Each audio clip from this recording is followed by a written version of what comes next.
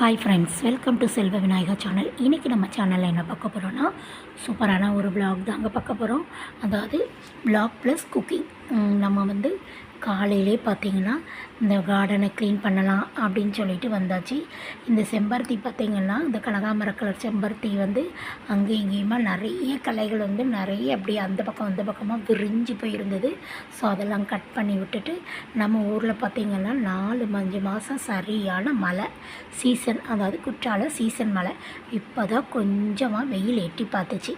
So இந்த புல்லை ஃபுல்லாக எடுத்து விட்டுடலாம் அப்படின்னு சொல்லிட்டு புல்லை ஃபுல்லாக கொஞ்சம் கொஞ்சமாக ஃபுல்லாக என்னால் வெட்டவே முடியல.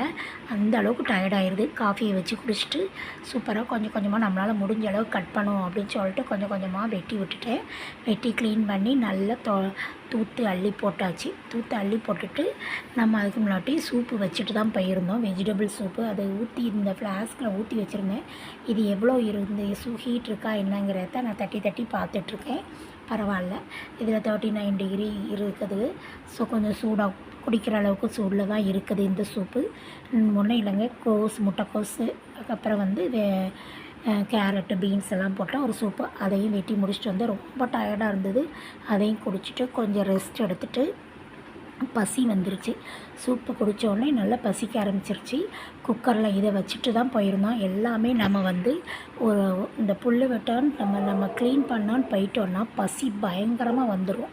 அதனால் முன்னக்கூட்டி நம்ம ப்ரிப்பேர் பண்ணி வச்சுட்டு போயிட்டோன்னா வந்து டக்குன்னு சாப்பிட்டதுக்கு பசிக்கு நல்லாயிருக்கும். இல்லைன்னா நம்ம அந்த டயரில் நம்மளால் எதுவுமே பண்ண முடியாது.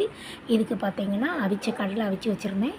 வெங்காயம், பச்சை மிளகா, அப்புறம் உப்பு, தக்காளி எல்லாம் போட்டு நல்லா வதக்கிட்டு இந்த அவிச்ச கடலையும் இது கூட போட்டு கிண்டி சூப்பராக எடுத்தோன்னா சூப்பரான ஒயிட் சன்னா ரெடி ஆகிட்டு.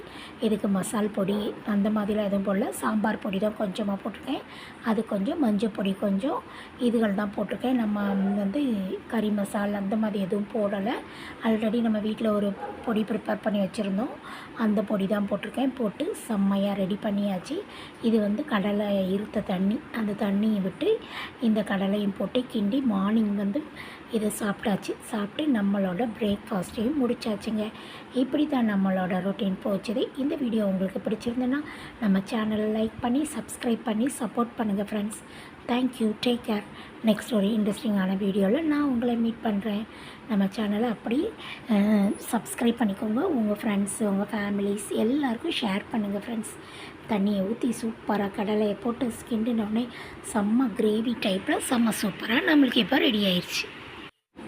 அவிச்ச கடலையும் இது கூட போட்டு நல்லா கிண்டி, அப்புறமா மல்லித்தழை, கருவேப்பிலை, மல்லித்தழையை குட்டி குட்டியாக கட் பண்ணி அதையும் போட்டாச்சு.